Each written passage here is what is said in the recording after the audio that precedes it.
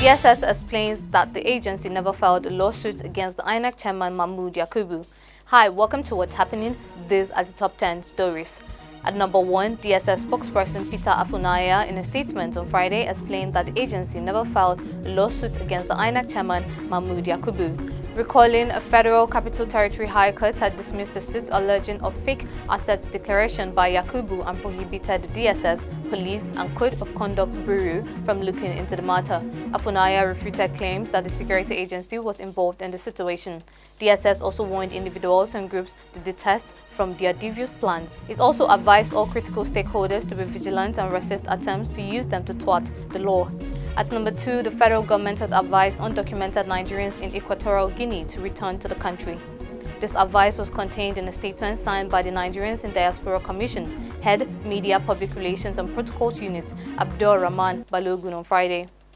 According to the Commission, its attention was drawn to a report by the government of Equatorial Guinea on October 17, 2022, advising undocumented foreigners in their country to leave voluntarily or face government sanction. The government of Equatorial Guinea noted that the move will help create stability in the country. At number 3, ahead of the general election, the Independent National Electoral Commission commenced the distribution of permanent voters' cards at various registration areas and wards. The process started today, Friday, January 6th, and will end 15th January. This was revealed in a statement by the National Commissioner and Chairman, Information and Voter Education Committee, Festus Okoye. The Commission added that PVC collection from the registration area wards will revert to the INEC local government offices from January 16th to 22nd. At number 4, President Muhammadu Buhari has signed the Harmonized Mental Health Bill into law. The bill, which was harmonized by the Senate and the House of Representatives in 2021, will replace the Lunacy Act of 1958. The president of the Association of Psychiatrists of Nigeria, Professor Taiwo Obindo, who confirmed the signing, described it as a great relief to the mental health care and practice in the country. Therefore, the Lunacy Act of 1958 will cease to be effective. The establishment of a Department of Mental Health Services in the Federal Ministry of Health and a Mental Health Fund are some of the provisions of the National Mental Health Bill. At number 5, the Court of Appeal Sokoto Division has affirmed the governorship candidate of the People's Democratic Party in Zamfara State, Dauda Lawal Dare, as the candidate in the 2023 general elections.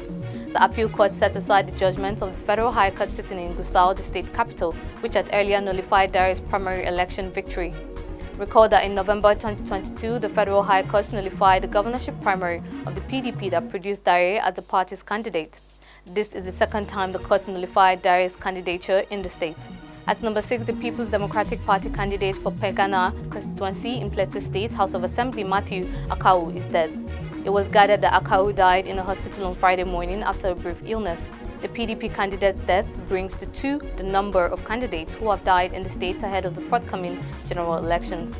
At number 7, the Nigerian Union of Journalists Lagos State Council on Friday mourned the demise of a veteran photojournalist, Femi Adebisin Kuti, who died after a brief illness.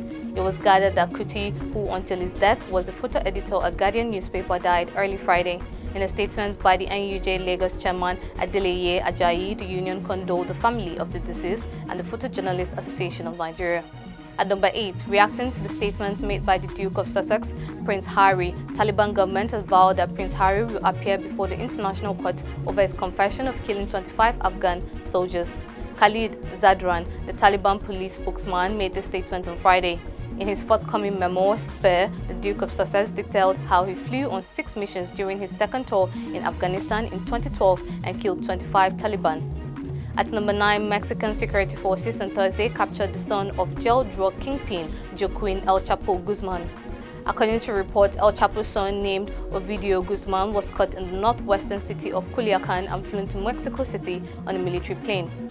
Defense Minister Luis Crescencio Sandoval said the arrest was the result of 6 months of intelligence work tracking down the 32-year-old who has allegedly helped to run his father's operation since El Chapo was extradited to the United States in 2017.